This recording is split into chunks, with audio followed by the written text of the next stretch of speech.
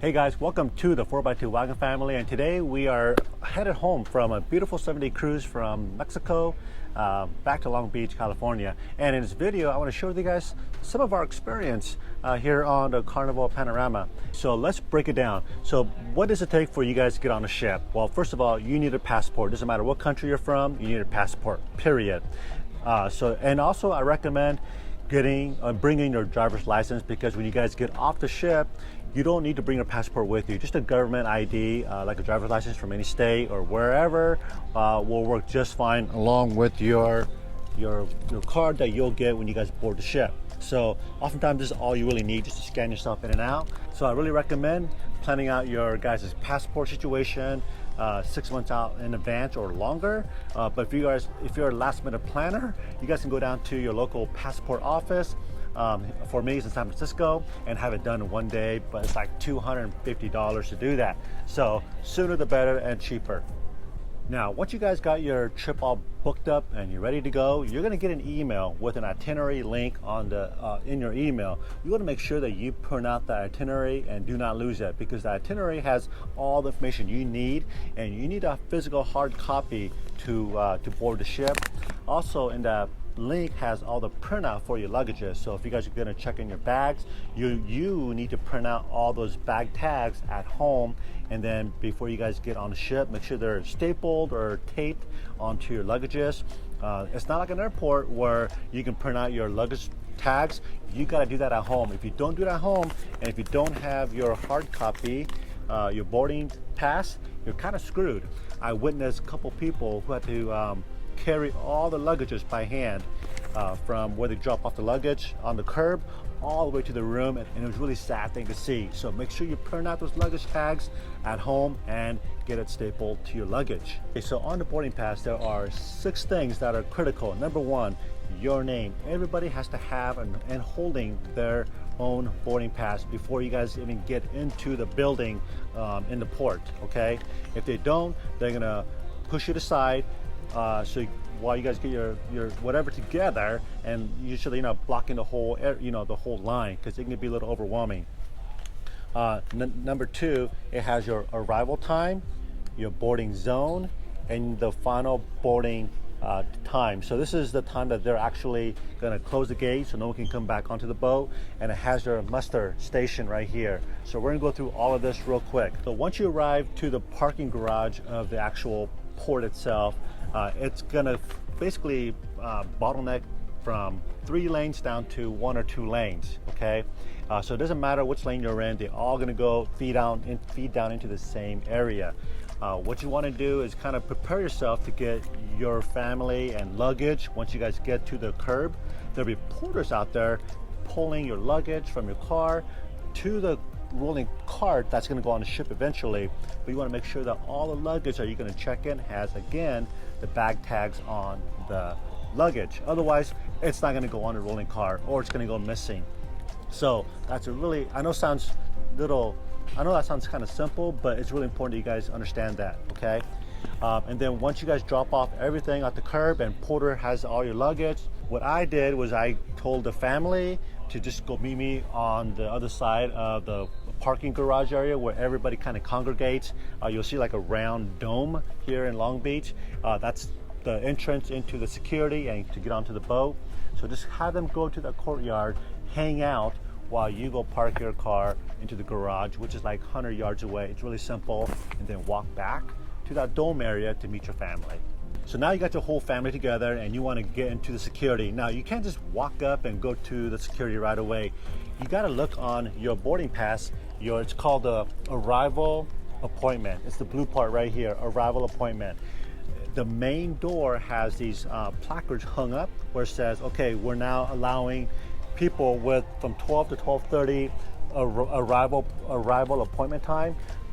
This is the only group that they will allow through the building. If your time is not specified and you try to cut in early because you got there a little early, they're not gonna let you in, because they're gonna check everybody. They're gonna check everybody's boarding pass to make sure that your time matches that placard there that they just hung up on at the front of the entrance. And you're gonna go through many security checks. So again, if you're early, you want to get in early, they're not gonna let you in. So be mindful of that, and but that's okay. It's better to be early than to be late. Now, once you get through the first checkpoint, you walk into this big dome area. That's where they do all the security checks. It actually goes very quick because it's not bombarded by 4,000 people going on this cruise ship. It's broken out into very small subsection of groups that's going in. So it goes very quick. So don't worry about that. As long as you guys arrive at that time, like mine is 12 to 12:30, you're gonna get through this whole security thing in less than 15 minutes. After you go through security checks, make sure that everybody has their passports, your boarding passes, and things like that. And you get a little stamp right here saying you're checked off. You're gonna hear an intercom calling out this boarding zone. Listen for that. So mine is C04.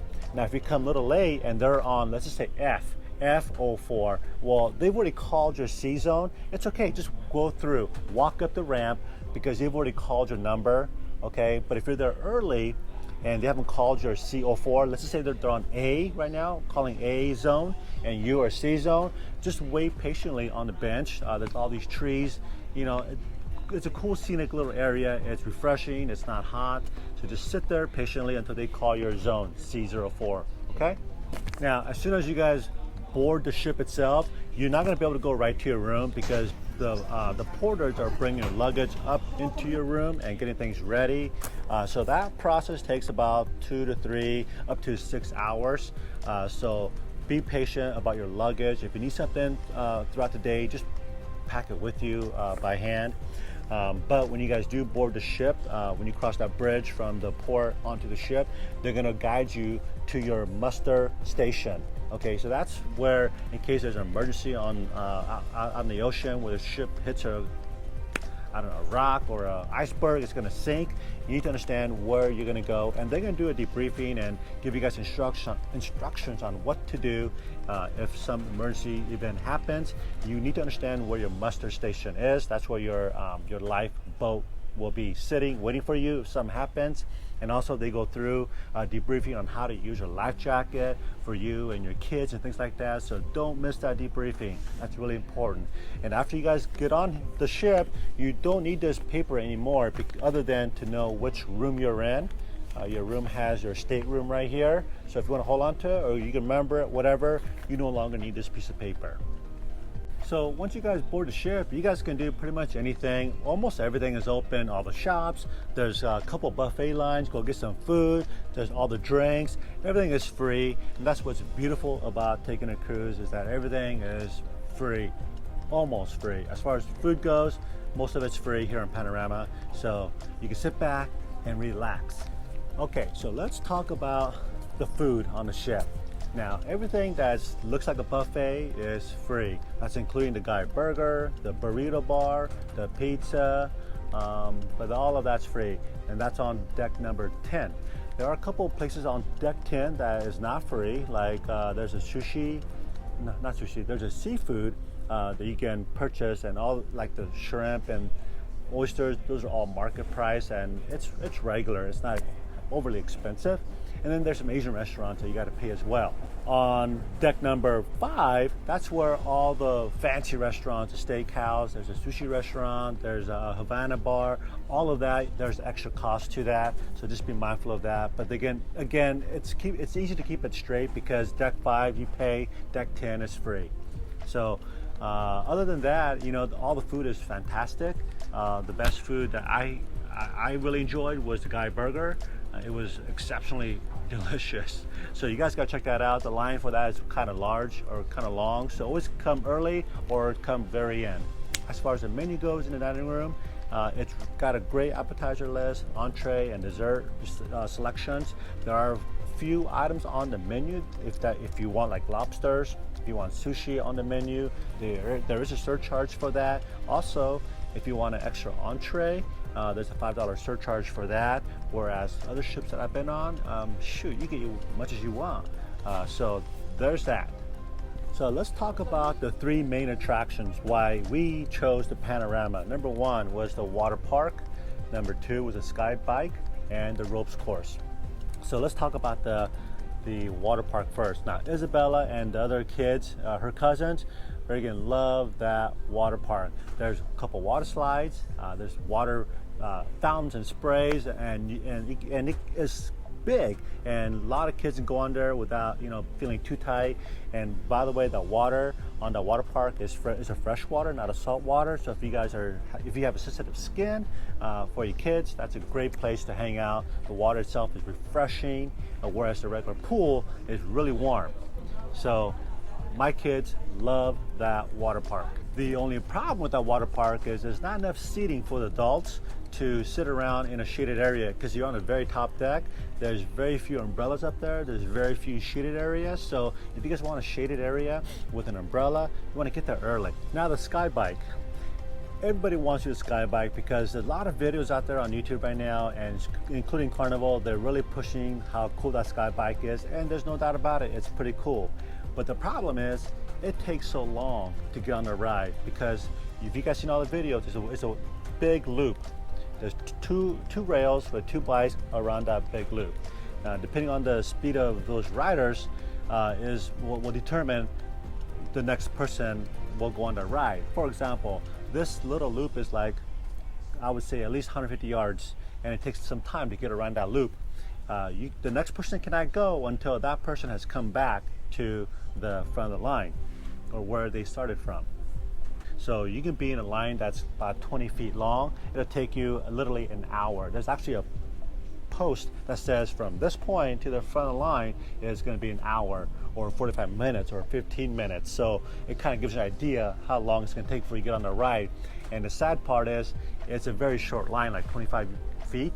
It'll take you an hour to get on that ride. So it's, for that reason, it kind of sucks. But I really recommend, and my kids and their cousins really love the ropes course. I recommend anybody, all of you, to do the ropes course, including you, the adults, mom and dads. It's a lot of fun. It takes, it's very challenging but fun. It's super safe, and the line goes very quickly, so you don't have to wait too long. So that's my recommendation. Now with these two rides, the ropes course and the sky bike, there is a height requirement for that, so just be mindful of that. If your kid is just on the edge of that height, just put on a little taller, bring a taller shoes, or taller heel shoes, and you guys are gonna love it. All right, so let's talk about the excursions for a minute here.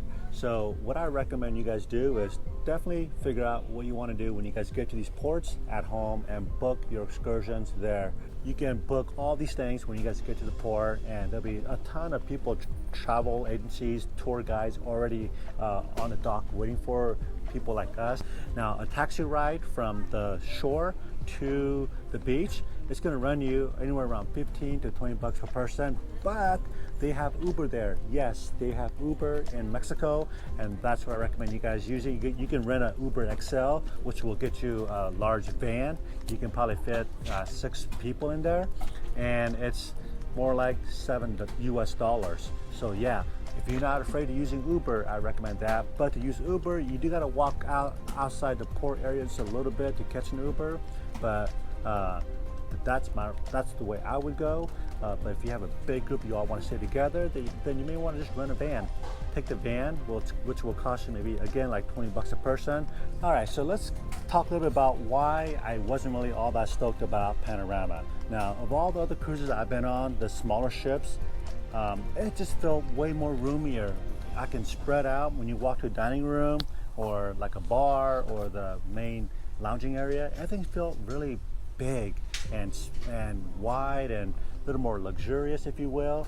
But with Panorama, they have so much stuff, I think, stuffed into this large ship, and it is the large ship here in the Carnival fleet, or one of the largest. It's a brand new ship, built like in 2019, and just before the pandemic. So everything is beautiful, don't get me wrong with that. They just smashed all these things in here.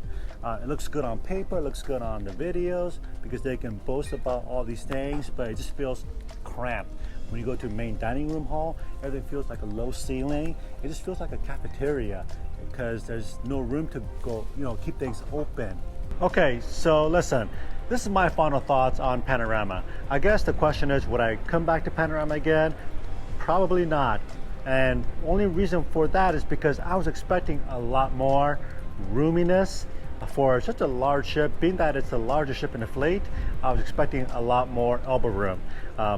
Bigger lido deck, bigger pools, bigger restaurants, something more like on a grand scale, because that's really how they advertised it. And quite frankly, everything was more on a micro scale. Everything was packed, small, claustrophobic feeling. And for that reason, I would not come back to Panorama. But if you're looking for something that has lots of amenities and features on a cruise ship, well, this could be the right cruise ship for you guys. My other advice to you, so that you guys maximize all the amenities on a cruise ship, is to walk around from deck to deck, from end to end, so you guys know where everything is at, because there are a lot of hidden little places that you may never heard of until you walk around. So that's my advice to you guys to maximize your stay on Panorama. And just want to say thank you all for watching our video, and hope that this video was helpful if you're looking to plan a trip on Panorama one day. So until then, we'll see you guys next video, next cruise. Be safe out there, and God bless.